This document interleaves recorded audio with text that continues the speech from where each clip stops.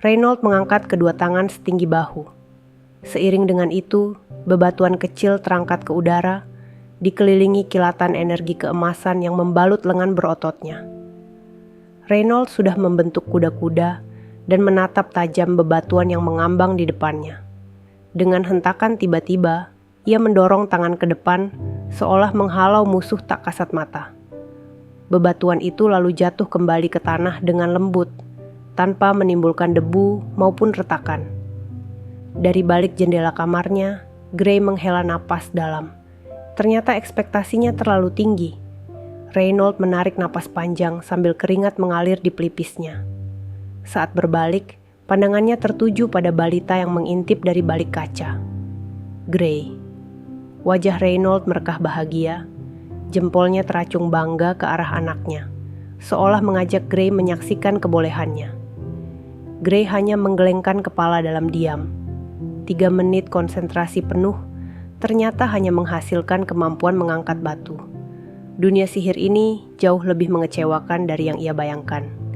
Tiba-tiba, tangan hangat Alice mengelus ubun-ubun Gray, membuatnya terkejut. Ibu dan balita itu kini berdampingan mengamati Reynold dari balik jendela. Alice menggeleng pelan, berbisik tentang kebiasaan suaminya merusak halaman belakang. Di luar, Reynold memungut sarung tangan kulit yang tergeletak di tanah, mengenakannya dengan gerakan gesit. Alice menyaksikan suaminya dengan senyum lembut, sementara Gray memandang penuh rasa ingin tahu. Ia kini paham bahwa ayahnya adalah seorang augmenter, pengguna sihir fisik. Dalam benak Gray, pertanyaan baru mengemuka. Bagaimana nanti ketika kekuatan mananya sendiri bangkit? Reynold melanjutkan latihan, kali ini dengan rangkaian pukulan cepat dan tendangan memutar. Tubuhnya bergerak lincah bagai kucing hutan, gesit, bertenaga, dan penuh presisi. Ekspresi Gray berubah. Matanya berbinar. Seluruh tubuhnya menegang dalam antisipasi menyaksikan setiap gerakan. Sangat berbeda dengan sikapnya yang mengacuhkan saat Reynold berlatih sihir levitasi batu tadi. Gray merasa puas menyaksikan latihan ayahnya, memutuskan untuk beranjak dari jendela. Balita itu memutar badan, bersiap turun dari kursi tinggi tempatnya berdiri. Namun tiba-tiba, Gray terdiam, lalu pandangannya menatap jarak ke lantai. Dan untuk pertama kalinya sejak kelahiran kembali, rasa takut menyergap. Ketinggian yang dulu tak berarti kini terasa mengerikan. Gray masih menatap lantai dengan ketakutan luar biasa. Kakinya terasa kaku, sementara bayangan dirinya yang sempat berdiri di kursi tercetak jelas di permukaan lantai. Perlahan, ia mulai berlutut, lalu memutar badan untuk bersiap turun. Pandangan Alice berpindah dari sosok Reynold di halaman menuju Gray, yang kini berusaha turun dengan susah payah. Upaya kerasnya membuat Gray tanpa sengaja menyipitkan kedua matanya. Melihat itu, Alice bertanya lembut apa yang membuat matanya setengah terpejam. Dengan penuh kasih, ia menggendong Gray, mencium keningnya, dan menyadari bahwa anaknya butuh tidur siang. Ia pun mengantarnya ke kamar untuk beristirahat. Saat melewati ruang baca keluarga, Gray memanggil ibunya karena ingin buku. Namun Alice menjelaskan bahwa sekarang waktunya tidur dan menenangkan Gray untuk bersabar menunggu nanti. Gray menyadari bahwa tidak ada cara lain. Dengan pelan, ia mendorong pundak ibunya yang masih menggendongnya. Lalu, ia menatap dengan pandangan super imut yang menjadi senjatanya selama ini. Alice merasa silau oleh tatapan itu.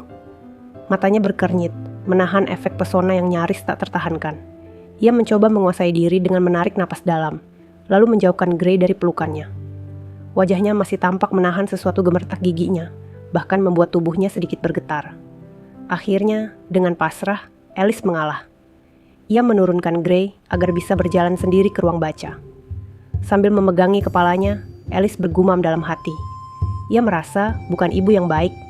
Anak seusia Gray seharusnya banyak bermain, namun ia bahkan tidak menyadari kebutuhan itu. Sementara itu, Gray melangkah santai menuju ruang baca. Dalam hati, ia membisikkan keyakinannya. Seorang prajurit hebat harus tahu cara menggunakan senjata yang dimilikinya.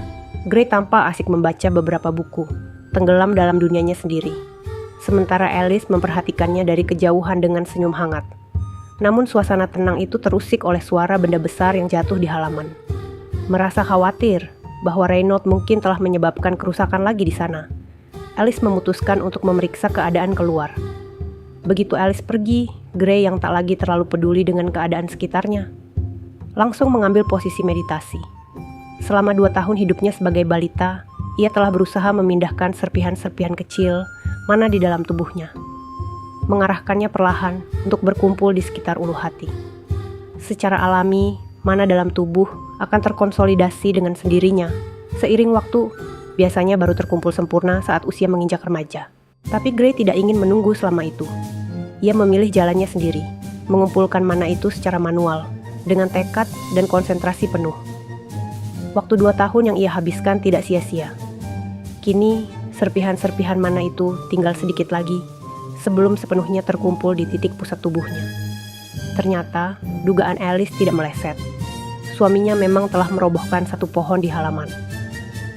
Alih-alih marah, ia justru tertawa kecil melihat ulah Reynold yang selalu saja membawa kejutan di tengah latihan-latihan sihirnya. Namun, pada saat bersamaan, situasi di dalam rumah berubah drastis. Gray, yang masih duduk dalam posisi meditasi, merasakan bahwa hanya tersisa satu serpihan mana yang belum bersatu. Ia pun berfokus untuk menggerakkannya menuju titik pusat tubuhnya. Tepat ketika serpihan terakhir itu menyatu, sebuah ledakan besar terjadi, memecah keheningan dengan kekuatan dahsyat. Alice yang saat itu sedang membawa gelas minum untuk suaminya terpental akibat gelombang kejut dari arah rumah. Reynold, yang terkejut melihat ledakan tersebut, segera menyadari bahwa serpihan puing-puing rumah sedang meluncur deras ke arah Alice. Tanpa berpikir panjang, ia bergerak cepat. Dalam sekejap, tubuhnya sudah menangkap Alice yang masih melayang di udara, lalu membungkusnya dalam pelukan, untuk melindunginya dari serpihan kayu dan debu yang berterbangan. Punggung Reynold menjadi tameng, menahan hantaman puing-puing yang seharusnya menghantam Alice. Sementara itu, ledakan dari dalam rumah terus membesar, disertai cahaya menyilaukan yang menyelimuti seluruh halaman.